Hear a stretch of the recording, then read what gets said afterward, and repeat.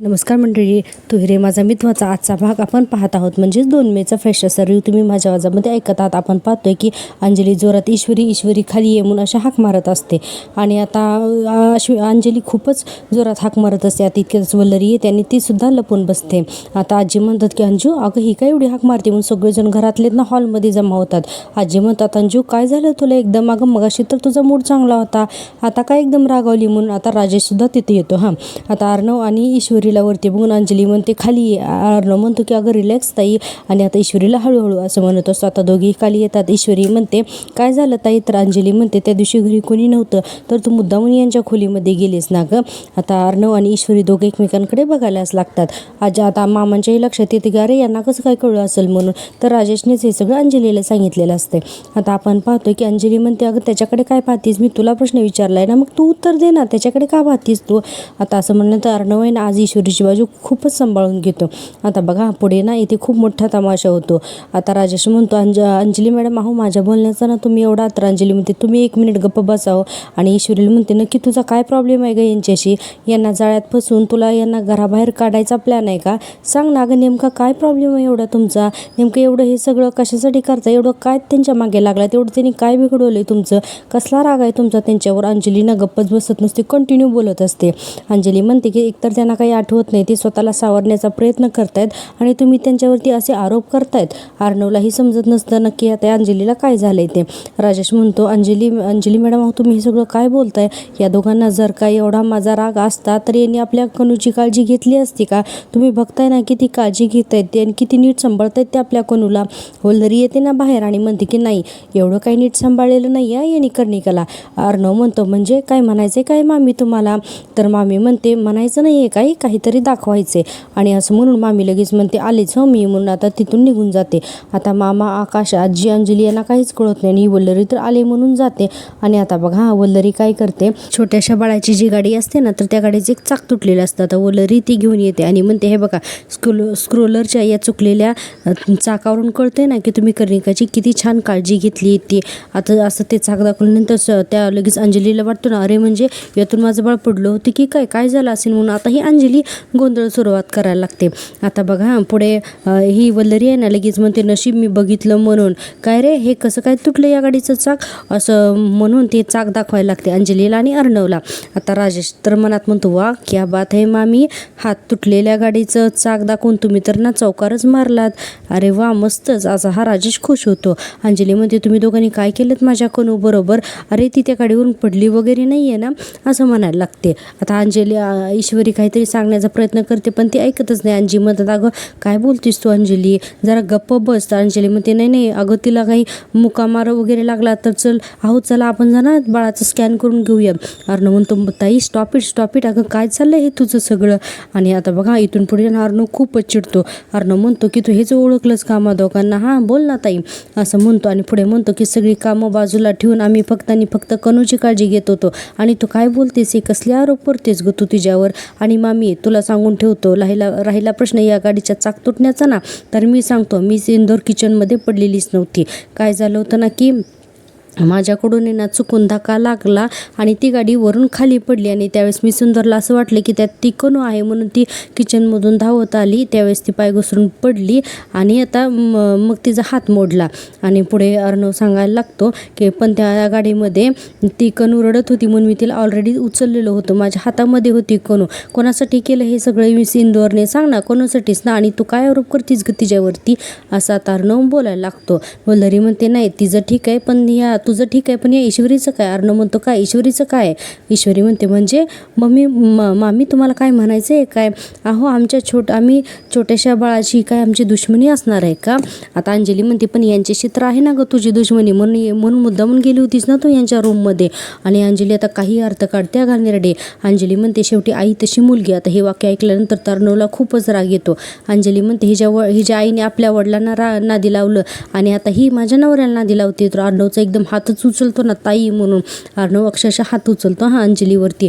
पण नंतर ना तो अचानक थांबतो. आता मामा आजी सगळेजण बघतच राहतात कारण आज अंजलीने सुद्धा अगदी डोकंच गाठलेलं असतं. आता अर्णव आहे ना फक्त ताई म्हणून हात उचलतो आणि आता त्याच्यानंतर त्यालाच वाईट वाटतं म्हणतो. त्याचे दोन्ही हात आहे ना असं चेहऱ्यावरती लावून आहे ना अक्षरशः त्याला दुःख होत असतं. अंजली लगेच म्हणते, बघितलंस का गं आजी, अगं ज्या बाईमुळे माझ्या आईने आत्महत्या केली त्याच बाईच्या मुलीला वाचवण्यासाठी अर्णव म्हणजे माझा भाऊ स्वतःच्या बहिणीवरती हात उचलतोय अर्णव म्हणतो. कारण बहिणीचं ना डोकं फिरलंय माझ्या बहिणीचं डोकं, असं आता अर्णव जोरात ओरडतो. आता बघा सगळेजण ना आजचा हा तमाशा बघायला असतातच घरामध्ये. आता आपण पुढे पाहतोय की अर्णव म्हणतो की ताई, अगं मी इंदोरच्या आईशी या सगळ्या प्रकारामध्ये इन्व्हॉल्वमेंट होती का नाही हे अजून सिद्ध झालेलं नाही आहे. काही पुरावे नाही आहेत. काय करतेस तू हे, अगं तू का बोलतेस हे सगळं, काय पुरावे तुझ्याकडे. आता असं म्हणल्यानंतर वल्लरी लगेच म्हणते, अरे वा, म्हणजे पुराव्याशिवाय आरोप करण्याची सवय तर तुम्हीच लावलीत ना या घराला. आता स्वतःच्या बायकोवर आलं म्हणून आता लगेचच पुरावा हवाय होय, वा छान. अंजली म्हणते, नाही मी सांगते ना, याचं कारण आहे ना की चिंटू बदलला आहे. आता चिंटू ना पूर्वीसारखा राहिला नाही असं अंजली बोलायला लागते. लग्नानंतर आहे ना चिंटू बदलला, याआधी आई समान मानत होता मला. आणि म्हणते की अरे देवळामध्ये तर स्वतःच्या हाताने मला उचलून गेला होता. आणि तो सीन आता अंजलीला आठवलेला दाखवलाय. आणि अंजली पुढे म्हणते, आणि आता आलेल्या मुलीसाठी तू तुझ्या ताईवर हात उगारलास. अर्णव म्हणतो, शडाप ताई शडाप, असं म्हणून आता अर्णव पण ओरडतो. आता बघा राजेशला आणि वल्लरीला या सगळ्या गोष्टीचा खूप आनंद होत असतो. अर्णव म्हणतो, ताई तू तिच्या कॅरेक्टरबद्दल काही बोलशील आणि मी ऐकून घेईन, असं नाही होणार हा, बायको आहे माझी ती. आणि म्हणतो की माझा पूर्ण विश्वास आहे माझ्या बायकोवरती. अंजली म्हणते, पण माझा नाही आहे ना विश्वास तुझ्या बायकोवरती. अर्णव म्हणतो की ऑल राईट, काही हरकत नाही, या ठीक आहे मग. आणि आता पुढे बघा पुढे म्हणतो अर्णव की अगं ताई, ज्या मुलीने या घरासाठी तुमच्यासाठी इतकं काही केले ना, त्या मुलीवरती असे घाणेरडे आरोप करायला तुम्हाला काहीच वाटत नाही का गं, असं अर्णव म्हणत असतो. आणि पुढे बघा पुढे म्हणतो की ठीक आहे, मी पण आता ना एक गोष्ट क्लिअर करतो. आता या क्षणापासून आहे ना मी मिस इंदोरच्या विरोधामध्ये एकही शब्द ऐकून घेणार नाही. आणि बघा पुढे आजीना आता या गोष्टीचा खूपच राग येतो. आजी पण सुद्धा ना आज चांगलं स्टोक गाडतात. पुढे अर्णव म्हणतो की आणि तुला याचं कारण हवं आहे ना की मिस इंदोर यांच्या रूममध्ये मुद्दाम गेली होती का नाही, तर मी तुला सांगतो. तर अंजली म्हणते, नाही मला ना काही ऐकायचंच नाही आहे. जसं तुला तुझ्या बायकोबद्दल काही ऐकवलं जात नाही ना, तसं मीही माझ्या नवऱ्याच्या विरोधात एक शब्दही ऐकून घेणार नाही. अरे एकदा बघ यांच्याकडून, यांना काही आठवत नाही आणि तुम्ही यांच्यावरती भलते सलते आरोप करताय. तुम्हाला काय वाटतं की तुम्ही वेगळ्या स्टोऱ्या सांगाल आणि मी त्यावर विश्वास ठेवीन. अर्णव म्हणतो, स्टोरी नाही आहे ताई, स्टोरी नाही आहे. अंजली म्हणते, मग यांच्यावरती तुम्ही असे घाणेरडे आरोप का करताय. राजेश म्हणतो, अंजली मॅडम थांबा बरं. आणि म्हणतो, प्लीज तुम्ही ना असे वाद वाढवू नकात बरं, मला खरंच खूप गिल्टी वाटतं, मला ना खरंच खूप त्रास होतोय, प्लीज तुम्ही ना असे भांडणं करू नका. म्हणून हा राजा चांगले आता ड्रामा करायला लागतो. आणि लगेच म्हणतो की अहो अंजली मॅडम, मी तुम्हाला एक गोष्ट सांगितली आणि त्याचं रूपांतर इतक्या टोकाच्या रूपालाही भांडणं जातील असं नव्हतं वाटलं हो मला. आणि राजेश पुढे म्हणतो की अंजली मॅडम, अर्णव सरांचं खरंच सगळ्यांवरती ना प्रेम आहे हो त्यांचं, आणि या घराबद्दल सुद्धा ना त्यांना खूप वाटतं. प्लीज तुम्ही ना असा गैरसमज करून घेऊन भांडण नका करू, मला ना आता खरंच त्रास व्हायला लागलाय, प्लीज भांडण नका करू. म्हणून लागतो हा ड्रामा करायला हा राजेश. तर वल्लरी पण तोंड घाण करते. आणि आता राजेश मनातल्या मनात म्हणतो, अरे प्लीज असेच भांडत राहा, भांडा अजून, खूप मजा येते आम्हाला. आजी म्हणतात घरात शांतता नांदावी म्हणून प्रत्येकाने प्रयत्न करणं गरजेचं आहे. आणि पुढे आजी म्हणतात की पण याचा अर्थ असा नाही ना की जर वेळेस फक्त अंजली चुकीचं असेल म्हणून, आणि त्यासाठी आपण प्रत्येकाला एकमेकांच्या चुका समजून घ्यायची आणि किंवा एकमेकाला माफ करण्याची सुद्धा गरज आहेच ना. आणि याचा अर्थ असा नाही की प्रत्येक वेळी एकाच्या चुकांवरती पांघरून घालायला हवं म्हणून. आणि आता बघा पुढे तर ना आजी चांगलंच बोलायला लागतात. आजी पुढे म्हणतात की गेली काही दिवस मी ईश्वरीचं वागणं बघते. मी आजपर्यंत अनेक ईश्वरीच्या चुका पोटात घातल्या आहेत आणि आता ईश्वरी तर बघतच राहते का आता आजी काय बोलतील म्हणून. तर आजी म्हणतात की पण आता नाही, मी आता अजिबात ईश्वरीच्या चुका पोटात घालणार नाही म्हणून. अर्णवला पण या सगळ्या गोष्टींचं खूप वाईट वाटतं. आता बघा पुढे आजी म्हणतात की आजपासून ईश्वरीला या घरची सून म्हणून कुणीही मान देणार नाही. आता असं आजीने डायरेक्ट फरमानं सोडलं ना, हे ऐकून तर अर्णवला खूप मोठा धक्का बसतो. आता मामांना सुद्धा हे आवडत नाही, पण वल्लरी आणि राजेशला तर खूपच भारी वाटत असतं. आता मामांना तर एवढं वाईट वाटतं ना, आकाशला सुद्धा आवडत नाही या सगळ्या गोष्टी. पुढे बघा आता अर्णव सुद्धा ना आज एक मोठाच निर्णय घेतो. अर्णव म्हणतो, आजी तू काय म्हणतेस, तर ईश्वरी थांबवायला लागते. अर्णव म्हणतो, नाही तू नको थांबवूस, आता मला माझ्यावर ना कोणावरच विश्वास नाही आहे, या घराचा माझ्यावर विश्वास नाही आहे. काही माहिती नसताना ना तुझ्यावरती ना हे लोक विश्वास दाखवत नाही आहेत, गैरविश्वास दाखवत आहेत. आणि अर्णव पुढे म्हणतो की नाही अजिबात नाही. तुम्हाला ना मिस इंदौरला सून म्हणून मानायचं नाही आहे ना, तर ठीक आहे, मग मलाही मुलगा मानू नकात, असा आता अर्णवसुद्धा परमानच सोडतो. पुढे बघा पुढे ना तर आता आणखीन हा तमाशा रंगणार आहे. पुढे आता अर्णव पुढे म्हणतो की जोपर्यंत तुम्ही मिस इंदौरला या घरची सून म्हणून स्वीकारणार नाहीत ना, तोपर्यंत मी सुद्धा ना तुम्हाला स्वीकारणार नाही म्हणून. आता अर्णव असं बोलल्यानंतर अंजलीपासून सगळेजण बघायला लागतात ना की हा काय असा बोलतोय म्हणून. आता ईश्वरी अर्णवला खूप समजवायचा प्रयत्न करते आणि म्हणत असते की सर तुम्ही हे काय बोलताय. तर अर्णव ऐकत नाही आणि डायरेक्ट वरती निघून जातो. आता अर्णवच्या पाठीमागे ईश्वरी पण वरती निघून जाते. आता राजेश आणि अंजली सुद्धा रूममध्ये निघून जातात. आणि आता आपण पाहतोय की पुढचा सीन. इकडे सुप्रिया शुभंकरला चहा घेऊन येते. शुभंकर चहा घेतो आणि म्हणतो थँक्यू. सुप्रिया म्हणते बरं शुभंकर, मला सांग की हल्ली तुला कुठली औषधं सुरू आहेत का. आता शुभंकर थोडासा पापतो ना, नाही हो, आणि म्हणतो की अगं पण तू असं काय विचारतेस. आता सुप्रिया म्हणते अरे का असं काय विचारतेस, आज सकाळी सकाळी पार्सल आलं आहे औषधांचं. शुभंकरला ना जरा शॉकच बसतो. तो म्हणतो की पार्सल आलं आहे. तर सुप्रिया म्हणते हो, अरे तरी मी विचार करते एवढा धडधाकट मुलगा आणि एवढी कसली औषधं चालू आहेत याला म्हणून. आणि आता असं म्हणल्यानंतर सुप्रिया म्हणते बरं असो, मी किचनमध्ये ठेवलं आहे पार्सल, तर जाताना घेऊन जा. हां शुभंकर म्हणतो हो घेतो. हां आता असं म्हणल्यानंतर सुप्रिया पुढे म्हणते अरे पण शुभंकर, पण मला तो हे सांगितलं नाहीस की तू कसली औषधं घेतोयस, ते काही सिरियस वगैरे नाही ना रे बाबा. तर शुभंकर म्हणतो नाही गं, नाही अशी काही सिरियस वगैरे औषधं नाही आहेत. ते काय आहे ना की मला हेअर लॉस खूप होतोय ना, तर त्या हेअर लॉसच्या गोळ्या आहेत, कोणाला सांगत नाही आहे मी. काय आहे ना की लोक खूप चेष्टा करतात ना. आता सुप्रिया हसायला लागते आणि म्हणते की बरं ठीक आहे, काही हरकत नाही, एवढंच आहे ना, बघ ठीक आहे मग चालेल, बरं ते पार्सल घेऊन जा. असं म्हणून आता सुप्रिया तिथून निघून जाते. आता बघा सुप्रिया तिथून निघून गेल्यानंतर या गोळ्या खरं तर डिप्रेशनच्या असतात. आता आलं की शुभंकर म्हणतो काय गरज होती आईबाबांना ते औषधं इथं पाठवण्याची, हे खूप चुकीचं केले त्यांनी, खूप चुकीचं, वाईट आहेत त्या गोळ्या आणि मला नाही घ्यायच्या त्या गोळ्या, असं म्हणतो. आणि पुढे म्हणतो की विष आहेत त्या गोळ्या, त्या घेतल्या ना मी त्या गोळ्या तर माझं ना मूवरचं प्रेम कमी होतं. आणि पुढे म्हणायला लागतो की नाही मी नाही घेणार गोळ्या त्या, मी नाही घेणार म्हणून म्हणत असतो. आणि हा थोडासा ना सायकिक असतो खरं तर. शुभंकर म्हणतो मी त्या गोळ्यांना आता कधीच घेणार असा स्वतःच्याच मनाशी बडबडत असतो. आता आपण पाहतोय की इकडे अंजली बडबड करत असते एकटीच, म्हणत असते की मला या घरचा मुलगा मानू नका म्हणे, आणि स्वतःच्या बहिणीवरती हात उचलतो आणि म्हणतो की त्या नालायक ईश्वरीसाठी आणखीन काय करणार आहे ना अर्णव, मला कळत नाही. आता राजेश येतो आणि म्हणतो अंजली मॅडम आहो तुम्ही प्लीज शांत व्हा, किती चिडलात तुम्ही, मी तुम्हाला सगळं काही विश्वासाने सांगितलं आणि तुमचा एकदम भडकाच उडाला ना तिथे सगळ्यांच्या समोर. हे बघा माझं ऐका, तुम्ही असं काही करू नका आणि तुम्ही दोघं बहीण भाऊ प्लीज माझ्यामुळे भांडू नका. तो अंजली म्हणते अहो तुमच्यामुळे नाही हो, कोण भांडते तुमच्यामुळे, हे जे काय झाले ना हे सगळे ईश्वरीमुळे झाले. आणि ना मला अजिबात वाटत नाही की मी आज काही चुकीचं केलं आहे. ते इतक्यातच वल्लरी येते ना दरवाज्यातून, एकतर ही ऐकतच असते आणि आतमध्ये येते आणि म्हणते अगदी बरोबर बोलतेस तो, अगं तुझं काहीही चुकलेलं नाही आहे अंजली, म्हणून ही अजून आगीत तेलच टाकते. वल्लरी म्हणते आपण काही केलं नाही ना तर ही ईश्वरी एक दिवस सगळ्यांना घराबाहेर काढेल. अंजली म्हणते एवढं सोपं वाटलं का. तर वल्लरी म्हणते नाही, पण आपण काही केलं नाही ना तर सगळं काही सोपंच होणार आहे तिच्यासाठी, असंही वल्लरी ना आणखीनच भडकून देते. आता लगेच शेजारी तिच्या बेडवर बसते आणि म्हणते हे बघ मी आजही तुला सांगते की अर्धी प्रॉपर्टी तुझ्या नावावर करून घे, नाही तर पस्तावण्याशिवाय दुसरं काहीच हातात येणार नाही. राजेश म्हणतो जाऊ दे ना वल्लरी मॅडम, अहो आधीच इतक्या चिडल्यात आणि त्यात तुम्ही आणखीन. तर वल्लरी म्हणते अहो जावाई बाबू, एकतर मला तिची खूप काळजी वाटते म्हणून मी बोलते ना. बरं ठीक आहे जाऊ दे, मी काय सांगायला आले होते ते विसरेन. नाही तर अर्णव त्या ईश्वरीच्या नादाने ना एक नवीन कंपनी लॉन्च करतो आणि त्याचा एक मोठा इव्हेंट आहे, मीडियाला वगैरे सुद्धा बोलवलं आहे. मला ऑफिसमधूनच हे सगळं कळालं. मग मला एक गोष्ट सांगा की त्या इव्हेंटला आपण जायचं आहे की नाही. अंजली म्हणते अजिबात नाही, त्या ईश्वरीच्या नावाने जे काही सुरू होतं आहे ना तर मला त्याच्यामध्ये अजिबात सहभागी व्हायचं नाही आहे, माझा काहीच संबंध नाही आहे त्याच्याशी. राजेश म्हणतो अंजली मॅडम आहो, म्हणून राजेश समजवायला जातो. तर अंजली म्हणते तुम्हाला काही आठवत नाही त्यामुळे तुम्ही ना असं सगळं बोलताय, नाहीतर आज ईश्वरीवरती जे काय आरोप झालेत ना ते सगळे आरोप तुमच्यावर केले असते त्या दोघांनी मिळून. राजेश म्हणतो अहो अंजली मॅडम तुम्ही हे सगळं काय बोलताय, अहो अर्णव साहेब किती चांगलं वागतात माझ्याशी, किती चांगलं बोलतात, नाही माझा ना एवढ्या सगळ्यावरती ना विश्वासच बसत नाही. वल्लरी मनातल्या मनात म्हणायला लागते मेमरी काय गेली, हा तर संतच झाला आहे अगदी. अंजली म्हणते तुम्हाला ना सगळं कधी आठवतंय ना असं झालं आलं आहे मला. आता वलरीमध्ये हे बघ त्यांना आठवेल तेव्हा आठवेल, पण आपण दोघींनी मिळून त्या ईश्वरीचं ना काही चालू द्यायचं नाही. ती जे काय म्हणेल ना त्या सगळ्याला आपण विरोधच करायचा. अंजली म्हणते बरोबर बोलतीस ग मामी तू, एकदमच बरोबर म्हणून. आणि आता राजेश मनातल्या मनात म्हणतो ही भांडणं अशी सुरू राहिली तर मला स्वतःचा ना फायदा करून घेता येईल.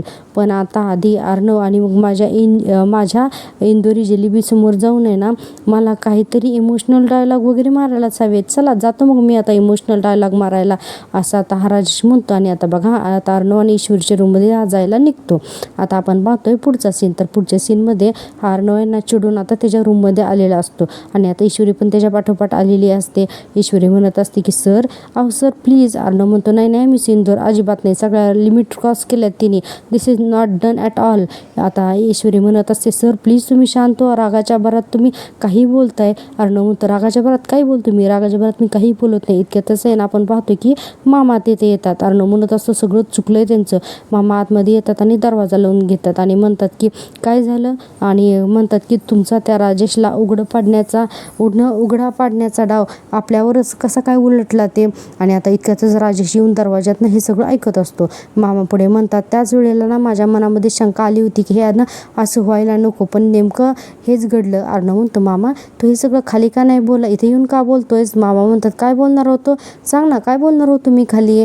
अरे आईला यातलं काय माहीत नाही. अंजली आणि वल्लरी या दोघींना सुद्धा ना हा माणूस पूर्वी कसा होता हे माहीत नाही आहे, आणि मी खाली काय बोलणार होतो. आणि राजेश हे सगळं दरवाजे आडून ऐकत असतो.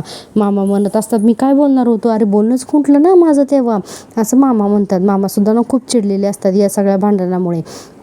आता पुढे बघा राजेश अगदी कान लावून ऐकत असतो. आता आपण पाहतोय की ही नम्रता क्लाउड किचनमध्ये ना चांगलं गाणं गुणगुणत असते आणि तिचं जे काही काम आहे तर ते क्लाउड किचनचं करत असते. इतक्यातच शुभंकर तिथे येतो तिचा डबा घेऊन आणि लगेचच म्हणतो अरे वा काय ग आज आमची नमी आनंदात दिसते. तर लगेच हाव करते आहे आणि म्हणते हो पण तुला कसं कळलं रे. तर शुभंकर म्हणतो अगो किती दिवसांनी गुणगुणतेस तू. नम्रता म्हणते हे मी गाणं गुणगुणत होते. तर शुभंकर म्हणतो हो ना. तर नम्रता म्हणते अरे मला तर कळलंच नाही. शुभंकर म्हणतो नाही होता असं कधी कधी. बाय द वे हा तुझा डबा का कोणी मला ना द्यायला सांगितला होता कारण तू डबा विसरून आलीस ना. तर नम्रता म्हणते हो आणि पुढे म्हणते शुभू मला एक खरंच तुझं ना खूप खूप थँक्यू. तर शुभंकर म्हणतो अगं एक डबा काय आणून दिला तू मला किती थँक्यू म्हणतेस. नम्रता म्हणते अरे डबा आणून दिलास म्हणून मी थँक्यू म्हणत नाही आहे, तू मला नेहमीच चांगले सल्ले देतोस ना तर म्हणून थँक्यू. आता असं म्हणल्यानंतर बघा ह्या शुभंकरमधला सायकिक लगेच जागा होतो ना. लगेच तिच्याकडे काय बघायला लागतो आणि म्हणतो की माझे सल्ले ऐकले असतेच तर तुमचं पॅचअप कधीच झालं नसतंच. जाऊ दे आता हे नाटक ना मला आणखीन करावंच लागेल. आणि लगेच म्हणतो काय गं ना मॅडम हे तुझं आणि आकाशचं पॅचअप झालं ना याचा ना मला भयंकर आनंद आहे असं म्हणायला लागतो. आणि म्हणतो की प्लीज आता दोघीही अजिबात भांडू नका आता. तर नम्रता हो म्हणते. आता शुभंकर म्हणतो आणि नेहमी तुम्ही आनंदात राहा. नम्रता म्हणते शुभू तुझ्यासारखा मित्र असल्यावर मला काळजी करण्याची काय गरज आहे, तू समजावशीलच ना मला. शुभंकर म्हणतो हो आता मित्र म्हणून समजावण्यापलीकडे दुसरा ऑप्शन पण नाही आहे ना. नम्रता म्हणते म्हणजे. तर शुभंकर म्हणतो अगं आकाश नसता तर माझाच नंबर लागला असता ना. तर नम्रताला हे वाक्य काही आवडत नाही. नम्रता लगेच म्हणते शुभू काय आहे असं बावळटासारखं काय बोलतोयस तू. आणि म्हणते की अरे म्हणजे काय. तर शुभंकर म्हणतो अगं मी चेष्टा करतोय चिल. आणि म्हणतो की मी ना तुझ्या लग्नात तुझा करोला होणार आहे चालेल का तुला. नम्रता म्हणते हाव चालेल ना का नाही चालणार.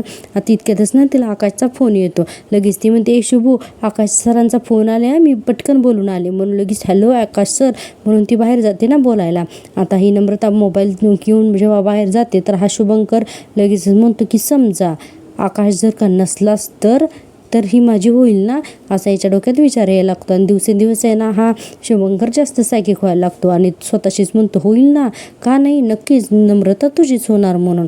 इकडे मामा म्हणत असतात आणि मला माहिती आहे की तुम्ही घराच्या भल्याचाच विचार करताय पण आता सगळं घरच तुमच्या विरोधात गेलंय कळतंय का तुम्हाला. आता अर्णव म्हणतो मग काय कसं गप्प राहायचं मामा सांग ना कसं गप्प राहायचं. मामांना तर काही बोलायचंच कळत नाही. अर्णव म्हणतो या माणसाने काय काय केले ते माहिती आहे ना. अरे सगळे फ्रॉड्स केले. ते शलकाची मर्डर केस आमच्या लग्नाआधी मिंदोरशी त्यानं स्वतःचं लग्न ठरवलं होतं. त्याच्यानंतर ते रिया प्रकरण अरे ही सगळी प्रकरणं माहिती असून सुद्धा आपण घरच्यांना कधी प्रूव्ह करणार आहोत आपण कधी सांगणार आहोत सांग ना नुसतं गप्प बसायचं का. तर मामा म्हणतात हो आपण शांतच बसायला हवं आहे, आता काहीही इलाज नाही आहे अर्णव आपल्याला. आता असं म्हणल्यानंतर अर्णव हा राजेश अजूनही दाराडून सगळं ऐकत असतो. मामा पुढे म्हणतात, आणि एकतर अंजली चिडली आहे, तिच्या नवऱ्याला काही एक आठवत नाही, तेव्हा ती त्याचीच बाजू घेणार नाही का, असं आता मामा म्हणतात. आता पुढे बघा, पुढे मामा म्हणतात, हे बघा त्यामुळे आपल्याकडे शांत राहण्या वाचून आता दुसरा काही एक पर्याय नाही आहे म्हणून.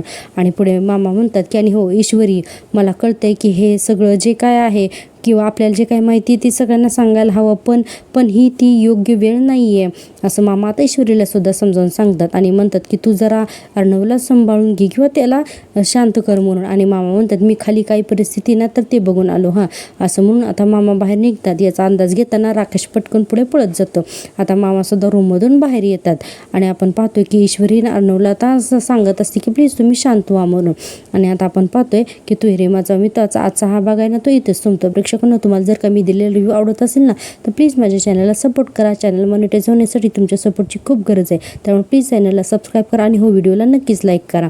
आता आपण पाहतोय की उद्याच्या भागामध्ये राजेश आहे ना तो अर्णव आणि ईश्वरीच्या रूममध्ये येतो आणि हात जोडून म्हणतो की मी ना तुम्हाला शब्द देतो की या घरामध्ये ना माझ्यामुळे कधीही इथून पुढे भांडणं होणार नाहीत म्हणून. आणि अर्णव आणि ईश्वरीला नेहमीप्रमाणे ते फसतात ना की हाही त्याचा एक आता प्लॅनच असतो. आता बघा रूमच्या बाहेर गेल्यानंतर राजेश स्वतःच्याच मनाशी म्हणायला लागतो, ॲक्टर असावा ना तर राजेश तुझ्यासारखा अरे घुसायचे ना तर डायरेक्ट भूमिकेत घुसायचं. आणि आपण पाहतो की याच्यानंतर अर्णव आता डायनिंग टेबलवर सगळेजण असतात तर तिथे येतो आणि म्हणतो की आज सात्विक फॅशनमध्ये ना ईश्वरी फॅब्रिकचा एक कार्यक्रम ठेवला आहे आणि मला असं वाटतं की तुम्ही सगळ्यांनी यावं म्हणून. तर आजी म्हणतात, ईश्वरी फॅब्रिक हे नाव जर का बदलणार असशील ना तर मी विचार करेन. तर अर्णव म्हणतो असं काही होणार नाही आहे. तर आजी म्हणतात की हे बघा अर्णव, मी तुला शेवटचं सांगते, आम्ही कोणीही या कार्यक्रमाला येणार नाही आणि हा निर्णय आता काही झालं तरी बदलणार नाही म्हणून, कारण यांना फक्त ईश्वरीचं नाव दिलंय म्हणून आता अर्णवच्या कार्यक्रमाला सुद्धा यायचं नसतं. आणि आता हे सगळं आपण उद्याच्या भागात पाहणार आहोत. तर हे सगळं उद्याच्या भागामध्ये होणार आहे. तर प्रेक्षकांनो प्लीज माझ्या चॅनलला सबस्क्राईब करा, व्हिडिओला लाईक करा आणि हो टेक केअर, बाय, भेटूया उद्याच्या भागात.